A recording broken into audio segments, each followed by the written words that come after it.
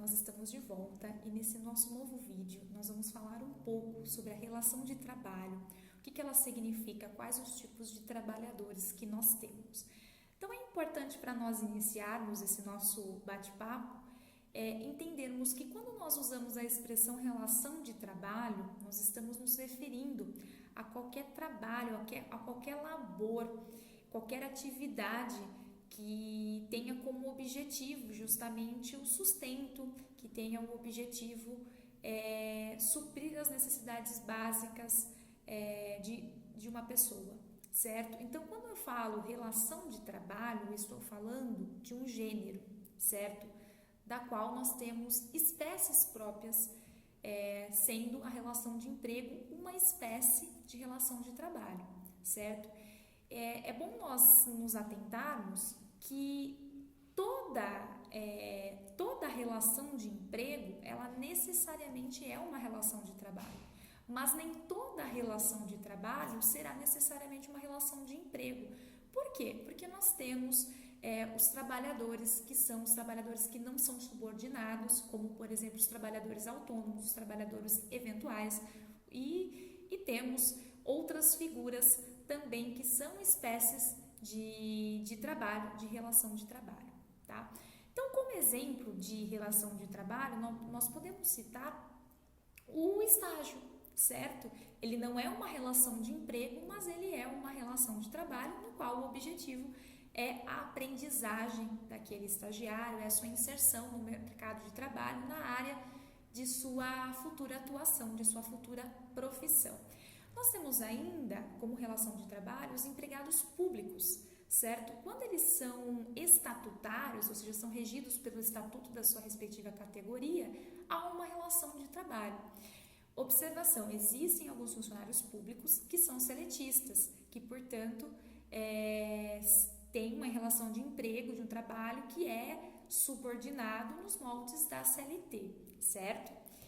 O que diferencia que os servidores públicos que aplicam seu estatuto, nós vamos respeitar as normas do estatuto, e os que são seletistas, nós vamos respeitar as normas, a legislação trabalhista, em especial a nossa CLT. E já que nós começamos a falar sobre algumas das espécies de relação de trabalho que nós temos, eu citei o autônomo, o eventual e o avulso. Então, agora nós vamos entender um pouco quais são as diferenças entre cada uma dessas espécies, certo? Então, nós vamos começar falando um pouco sobre o autônomo. O autônomo é aquela pessoa física que, de forma, como o próprio nome diz, autônoma, com total autonomia, ele consegue gerir a sua própria atividade, a sua prestação de serviços, ele tem a liberdade de iniciativa, ele assume os riscos daquela atividade, certo? Vamos dar como exemplo, né? O advogado, ele é um exemplo de profissional autônomo, quando ele trabalha nesses moldes. Nós temos ainda o engenheiro, nós temos o pintor e tantos outros exemplos que nós poderíamos dar, certo? Nesse caso, ele trabalha por conta própria, ele assume os riscos, certo? Ele não tem direitos trabalhistas, férias, 13º, FGTS, e não há uma subordinação. Ele vai prestar serviços para determinada empresa ou para determinadas pessoas físicas, certo? E como que ele vai receber? Ele vai receber por produção, o ganho dele vem da produção, mas todos os riscos são deles.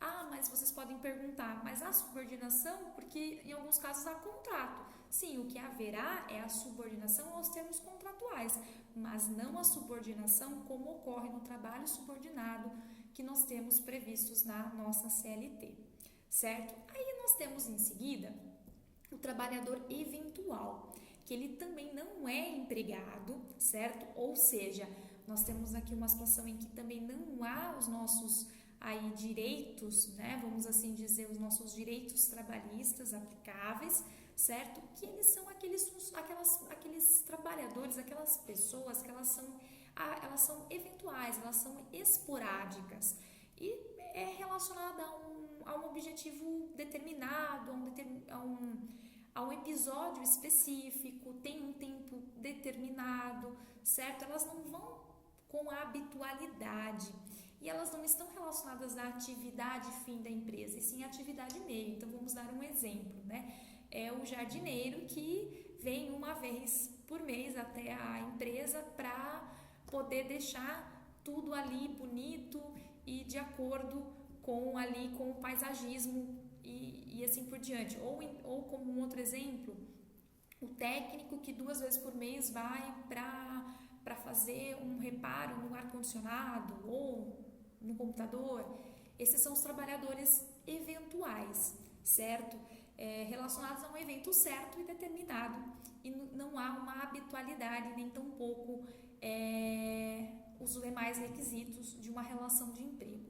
E por fim, nós temos uma espécie que não é tão conhecida, a depender da cidade, né? Algumas cidades que são as cidades que têm portos são mais habituais você ter a figura dos trabalhadores avulsos. Os trabalhadores avulsos, pessoal, eles não têm relação de emprego nem com o tomador de serviços, que no caso pode ser um operador portuário, certo? E nem com o sindicato da categoria ou com o órgão gestor da mão de obra. Então, para que a gente possa entender como que se dá esse trabalho avulso, ele pode se dar ou na movimentação de cargas em geral ou em portos, certo? São atividades relacionadas, o que não significa que todo trabalhador de movimentação de carga ou que trabalha em porto seja trabalhador avulso. Nós temos vários que são empregados regidos pela CLT com registro em carteira, certo?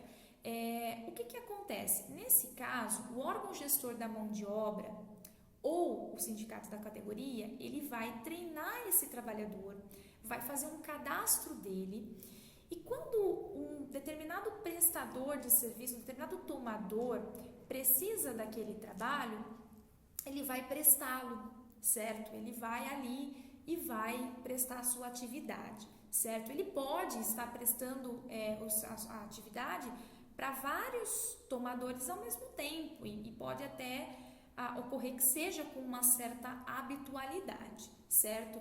Mas não há aí um vínculo nem com esse órgão gestor da mão de obra ou sindicato e nem com esse tomador de serviços, certo? O trabalhador avulso, ele não tem registro em CTPS, ele não é, portanto, um empregado nessa situação de avulso, certo? Mas ele tem alguns direitos que são direitos trabalhistas, que estão previstos na CLT, que é o quê? O 13º, férias e FGTS, certo?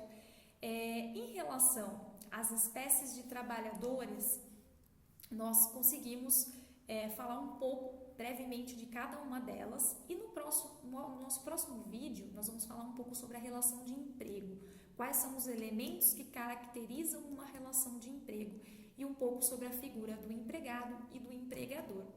Eu agradeço a sua atenção novamente e te vejo logo mais.